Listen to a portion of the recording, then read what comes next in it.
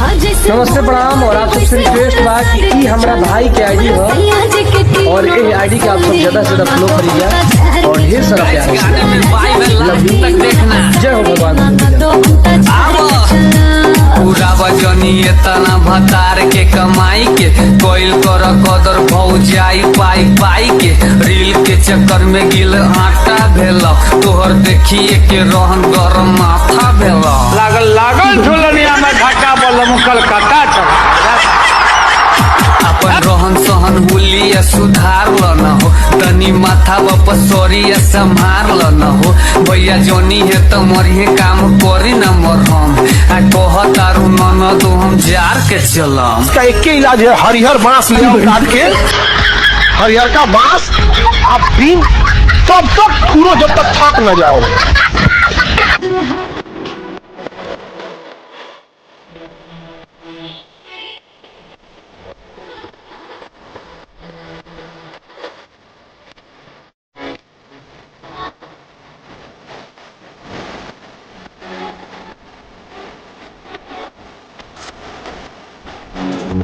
चुनरे के लगे खानदान तोहर आयल रहे बनल चाहेलू टीचर बतिया बताइल रहे हम देखे अती तो पसंद कहा करती शुक्र मनाव हमर बाबूजी हम घायल रहे 6 इंच के हिल पेन के देवे लुगियान पढ़ाई तेरा वाइस खाली मेकअप ध्यान 7 दिन से माई तोहर कहेली नहाए के कहलू आज ननी होई बो बिहान अरे सुधर न जा।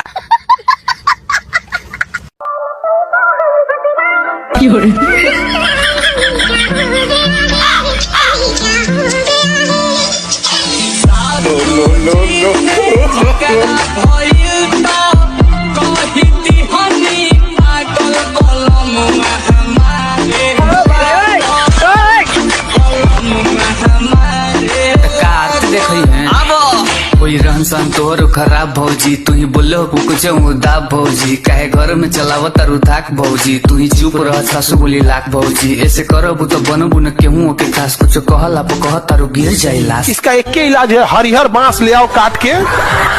हरिहर का बांस आप बीन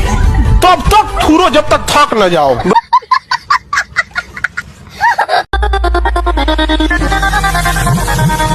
जैसे मोहन करे वैसे हमरा सारे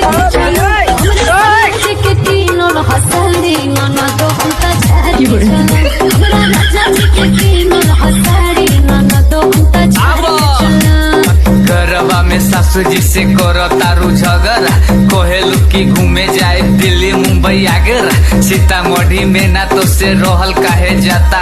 गदर मचैले बारू कर तारू रगड़ा रील वाली भौजी। सैया शरीफ तोहर फायदा उठावेल बचावे वाला धन के पॉकेट में उड़ावेलू ये सब रहन माथा करता गरम आ कहता रू न तो हम जाके चल सुधर न जा।